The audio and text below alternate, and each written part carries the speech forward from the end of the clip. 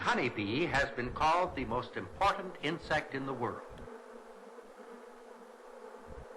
Because of its importance and unique way of life, the bee has been studied more carefully than perhaps any creature except man himself. The results of these studies have been published in more than 30,000 books and articles. Here at the Moody Institute of Science, we have studied the bee for more than 10 years. Of course, in that time, we have barely scratched the surface. But the study has given us a profound appreciation of this remarkable insect. The bee is a social creature, and thus faces many of the problems of human society, such as keeping cities clean. When thousands of creatures live closely together, they either maintain rigid standards of sanitation or run the risk of disease and epidemic. In the hive, sanitation squads are constantly at work. Foreign material is quickly disposed of. Each one of the thousands of cells is thoroughly cleaned and even varnished after every use. The result of this constant vigil is a hive which is amazingly clean. And not only is it clean, the hive is air-conditioned as well. Daily and seasonal temperature fluctuations create a serious life and death problem. The larvae will die if the temperature in the brood area falls below 90 degrees or exceeds 97 degrees. Sensing organs on a bee's antennae can detect a temperature change of a ½ degree Fahrenheit. If the temperature goes down, the bees stoke their bodies with honey. A high metabolic rate quickly converts this honey into heat, and the collective heat of thousands of bodies provides a blanket of warm air. When the temperature soars, as it does in the summertime, water is collected and distributed throughout the hive. Vigorous fanning of the wings produces currents of air which evaporate the water, causing the temperature to go down. Notice how the bees station themselves to control the movement of the air. In at one side, out at the other.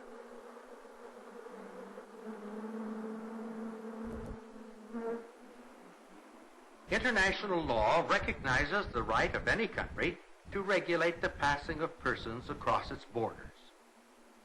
Only those who meet certain requirements are permitted to enter. There is a striking similarity between this procedure and that which exists between hives of bees.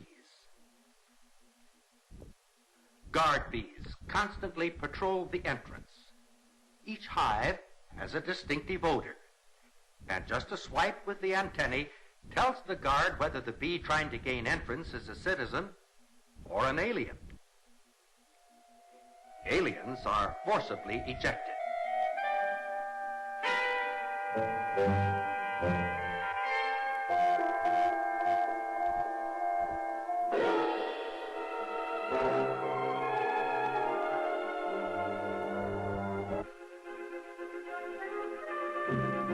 The wasp made a deliberate effort to gain entrance to the hive, to rob the hive of honey. The caterpillar just happened along, but it makes no difference. The penalty for intrusion is the same.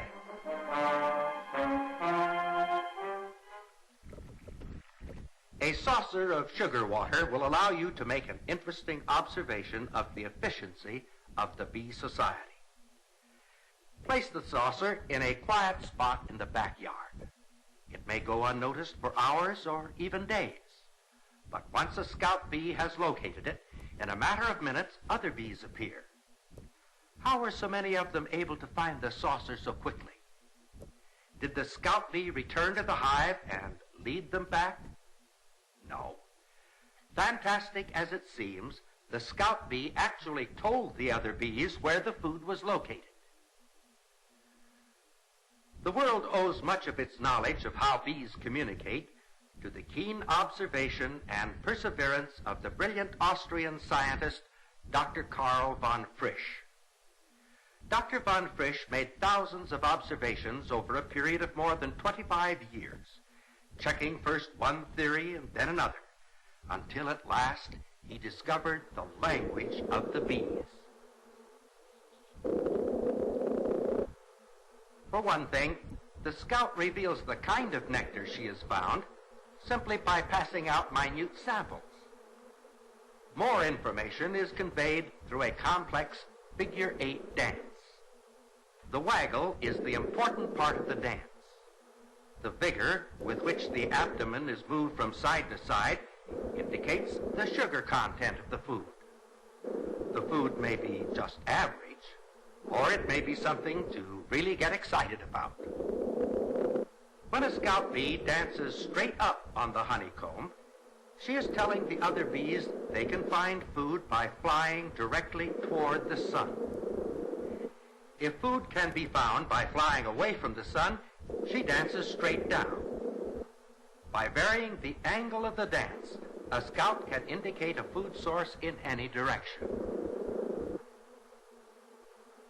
90 degrees to the right of the sun. 40 degrees to the left of the sun. But how is a bee able to follow bearings with respect to the sun? This would imply the bee has some kind of compass, and so she has. An amazing polarized light compass built into her compound eye.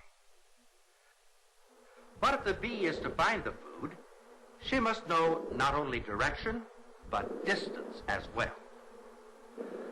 Observe again the center portion of the dance. The length of time spent on the waggle and the number of pulses of sound emitted in each buzz are a measure of the distance to the food source.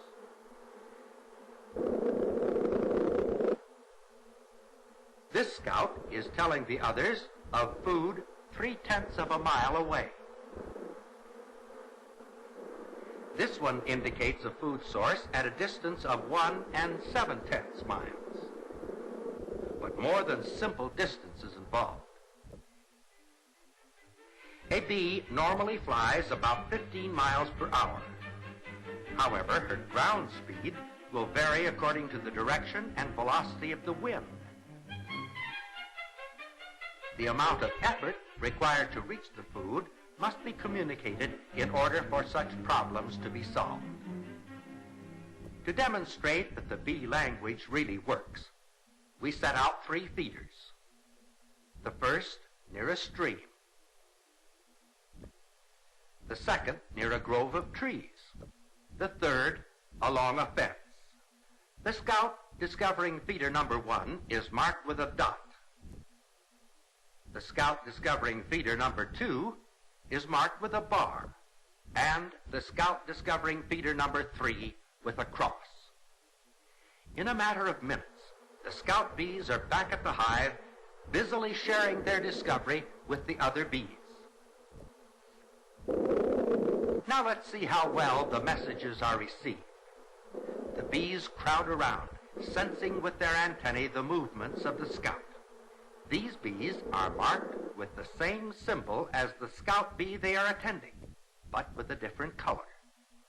In a short while, the marked bees begin to arrive at the feeders, but only bees with dots visit feeder number 1. Only those with bars visit feeder number 2. And only crosses visit feeder number 3. In each instance, the bees visit only the feeders they have been told about. So we see the dance of the bee is a briefing session, communicating to other bees specific and precise information as to the kind of food, its sugar content, and the direction and distance which must be flown to reach it. The extent to which the bees rely on the accuracy of the information is seen in the matter of fuel supply. One might suppose that bees leaving the hive would take along a full load of fuel, but such is not the case. Actual measurements of the stomach contents of the bees going to predetermined locations reveal they take only enough fuel to reach the flowers they are to work. To carry more would deplete the honey reserves of the hive and cut down on the payload to be brought back. This is serious business for a bee. If the fuel runs out before the new source of supply is reached, the bee will die. Occasionally, you see a bee struggling along the grass. Some strange turn of events caused her to run out of fuel. You can nudge her, or even give her an elevated position from which to take off, but she can't fly. There is not enough fuel to run those wing muscles. But feed her some sugar water or honey, and before long, off she flies. Bees actually stake their lives on the accuracy of the information they have been given, and the system really works. In 1 year, in the United States alone, 247 million pounds of honey were harvested. This was in addition to approximately twice that amount used by the bees themselves. This means that the bees sought out, sucked up, transported, and processed about 1,500,000,000 pounds of nectar. Converted into honey, this would fill 41 million cartons and make a stack nearly 8,000 miles high. The population of the bee city varies throughout the year. The 80,000 inhabitants will, within a few months, shrink to 15,000. Then, just as suddenly, build up again. This fluctuation is no accident. It is the result of a carefully regulated system of population control, the key to which is the queen bee. When a queen is needed, a group of workers called nurses select several very young larvae and feed them an abundant supply of royal jelly. One of these will become the queen. Thus, in a very literal sense, a queen is made, not born. The cells for these larvae are enlarged so as to accommodate the greater size.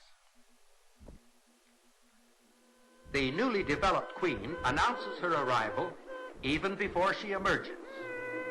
The piping sound is a challenge to any other queen to prepare for battle.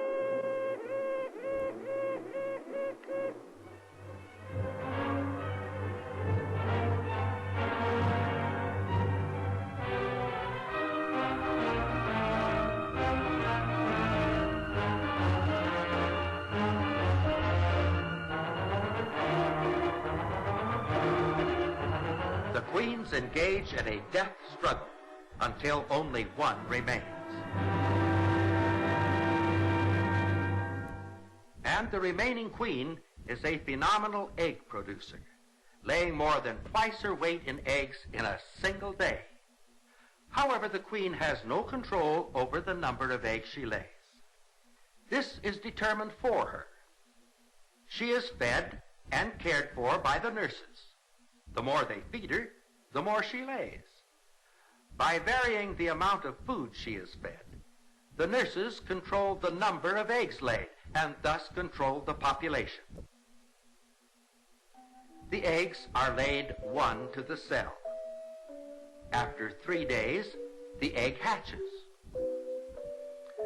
The larva never leaves the cell in which it is cradled, so all the food necessary for its development must be prepared and brought to it.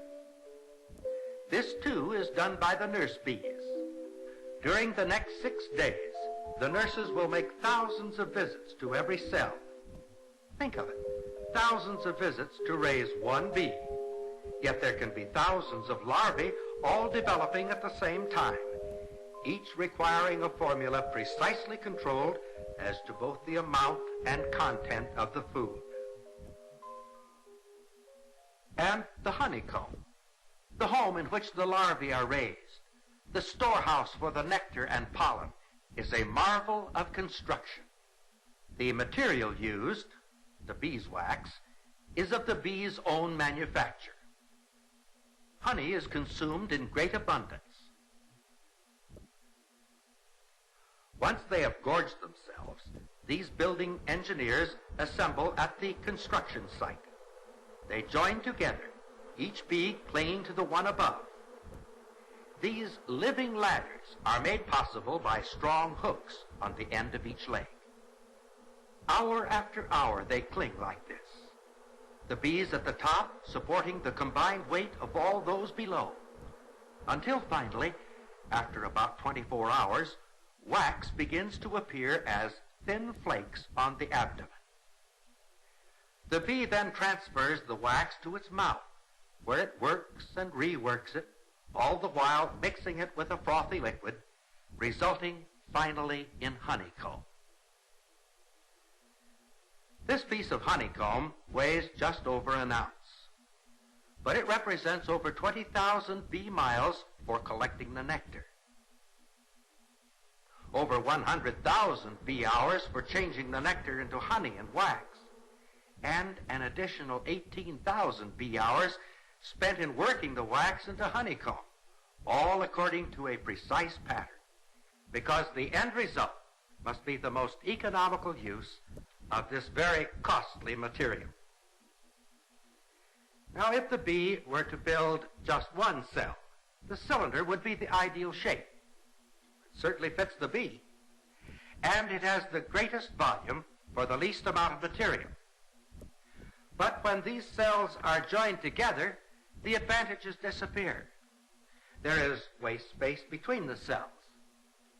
And what is more important, the sides of one cell do not form sides for an adjacent cell.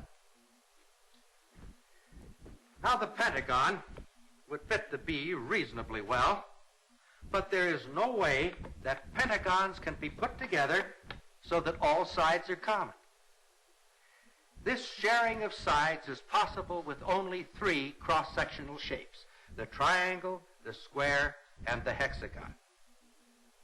However, the triangle provides the least amount of usable space for the amount of material used. The square is somewhat better, but still quite inefficient. The hexagon is the one ideal shape, and of course, it's the shape the bee uses. It provides the greatest volume with the least material, and it is by far the strongest. Employing this same type of construction, engineers have produced the world's largest grain storage elevator. The high-speed aircraft of today utilize the principle of the honeycomb in their construction. Cores of honeycomb-shaped material are bonded between face sheets, providing maximum strength for the least weight. Modern science, with its high-speed computers and intricate mathematical formulas, has not been able to improve on the efficiency of the honeycomb, the ideal structural shape. The honeybee has been amazingly successful in technical and mechanical things, an area, by the way, in which man has done very well indeed. But the bee seems to be successful in another area where man seems to be failing. In the bee society, there are no labor management problems, no strikes, there's no unemployment, there's no crime, no juvenile delinquency, no rebellion against authority. No one can doubt the efficiency of the bee society. We must recognize, however, that this is an utterly ruthless efficiency. There is no unemployment because bees practice total and absolute population control geared to economic conditions. There is no need for pension plans or medical care for the aged because the law of the hive demands that bees literally work themselves to death in 5 or 6 weeks, though capable of living for years. If the queen bee is unable to lay the required number of eggs, she is stung to death. As soon as the mating period is over, all of the drones, or males, are also done away with. In the beehive, the individual is nothing. the state is supreme. This system works for the bee because every bee follows a specific behavior pattern and is locked into that pattern by what has, in the past at least, been called instinct. There are those who propose that man should adopt a social structure similar to that of the bee. In so doing, they are fully aware that they are proposing an utterly ruthless society. They are also aware that man is not instinctively locked into such a behavior pattern, and so they propose to substitute force for instinct. No thoughtful person could possibly give assent to such a proposal unless first he had accepted two major tenets of atheistic materialism. One assumes that man is merely a highly developed animal and that he differs from the lower animals only in degree, not in kind. The second assumes that there are no absolute standards of right and wrong, and that what standards we do have are largely artificial, unrealistic, and unworkable. In other words, it is assumed that there is no behavior pattern designed to meet the special needs of man. And so man is free to develop his own standards or even borrow a behavior pattern from the animals. But is it true that man has been left without a standard of behavior? History clearly indicates that every civilized society has been based on certain moral and ethical principles which are contained in the Ten Commandments. Now, many people laugh today when the Ten Commandments are mentioned. They seem to feel that they're outmoded, that they're not relevant to the needs of modern society. But is this true? How long has it been since you read the Ten Commandments? They contain such things as thou shalt not kill, thou shalt not steal or covet, thou shalt love thy neighbor as thyself. Is there anything wrong with this as a pattern of behavior? Think what the world would be like if every person were locked automatically and irrevocably into this pattern. There'd be no war, no crime, no racial problems, no poverty. You could disband your armies and your police, and we could take all the locks from our doors, and man could devote his time and attention to that which is constructive. No, there's nothing wrong with the pattern. It's perfect. Our trouble stems from the fact that man is not following this pattern. In fact, there is every evidence to support the conclusion that man, by himself, is morally incapable of following this pattern. But why? The interlock is missing. Is this an accident or an oversight? Now, if a tiny insect could be locked into this behavior pattern, certainly an omnipotent God could have locked man into this pattern. And yet, as we look around us, it's quite obvious that man isn't locked into any pattern. Certainly not this one.